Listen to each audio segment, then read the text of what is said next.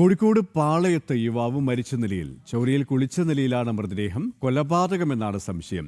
Police അന്വേഷണം ആരംഭിച്ചു. ഇവരുമായി അനഘ ഹർഷൻ ചേരുകയാണ്. അനഘ, എപ്പോഴാണ് യുവാവിനെ ഇങ്ങനെ മരിച്ച നിലയിൽ കണ്ടെത്തിയത്? എത്രത്തോളം ദുരൂഹത സംശയിക്കുന്നു? പോലീസിന്റെ അന്വേഷണം എങ്ങനെ പോകുന്നു?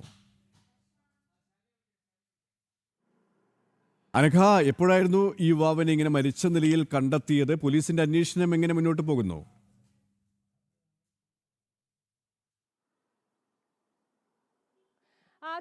ഇന്ന് രാവിലെ ആയിരുന്നു കോഴിക്കോട് പാളയത്ത് കോഴിക്കോട് സ്വദേശി തന്നെയായിട്ടുള്ള ബിജുവിനെ വീട്ടിൽ മരിച്ച നിലയിൽ കണ്ടെത്തിയത്.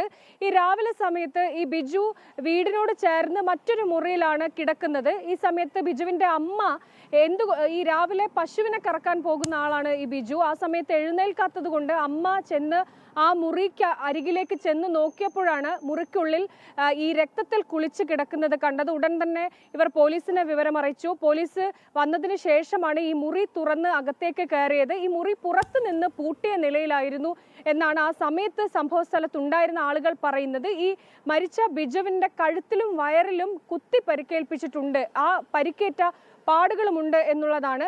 എന്തായാലും എന്താണ് സംഭവിച്ചത്? ബിജുവിന് മറ്റ് ശത്രുക്കളൊന്നുമില്ല എന്നുള്ളതാണ് ബന്ധുക്കളിൽ നിന്ന് ലഭിക്കുന്ന പ്രതികരണം. പിന്നെ എന്ത് സംഭവിച്ചു എന്ന കാര്യത്തിൽ ഇപ്പോഴും ഒരു വ്യക്തതയില്ല. പ്രാഥമികമായി ഇതൊരു കൊലപാതകം തന്നെ എന്നാണ് പോലീസിന്റെ വിലയിരുത്തൽ. പ്രദേശത്തൊക്കെ ലഹരി സംഘത്തിന്റെ ഒരു വലിയ സ്വാധീനമുള്ള മേഖലയാണ് ഈ പാളയം.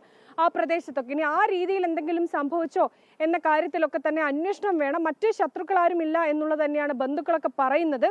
എന്നാലും പോലീസിന്റെ അന്വേഷണം ഇപ്പോൾ പുരോഗമിച്ചുകൊണ്ടിരിക്കുകയാണ്. പ്രദേശത്തെ CCTV ഒക്കെ കേന്ദ്രീകരിച്ചാണ് ഇപ്പോൾ അന്വേഷണം നടക്കുന്നത്. ഈ പ്രദേശത്ത് നിന്ന് കത്തിയോ മറ്റു കാര്യങ്ങളോ ഒന്നും തന്നെ ലഭിച്ചിട്ടില്ല. എങ്കിൽ പോലും പോലീസിന്റെ സംശയം എന്ന് പറയുന്നത് ഈ പുറത്തു നിന്ന് ആരാണ് ഈ വാതിൽ പൂട്ടിയത് എന്നുള്ളതാണ്. പൂട്ടിയ നിലയിലായിരുന്നു ഈ മുറി കാണപ്പെട്ടിരുന്നത്. രക്തം വാർന്ന നിലയിലായിരുന്നു ഈ കാണുന്ന സമയത്ത് ബിജു ഉണ്ടായിരുന്നത്. അപ്പോഴേക്കും മരണപ്പെട്ടിരുന്നു എന്നാണ് പോലീസ് പറയുന്നത്. എന്തായാലും അന്വേഷണം ഊർജിതമാക്കിയിട്ടുണ്ട്. ശരി, ഏതായാലും കൊലപാതകം ആണ് എന്ന് തന്നെയാണ് പോലീസിന്റെ പ്രാഥമികമായ നിഗമനം. ആ രീതിയിൽ തന്നെയാണ് അന്വേഷണവും പോകുന്നത്. അനഘ ഹർഷനാണ് വിവരങ്ങൾ നൽകിയത്.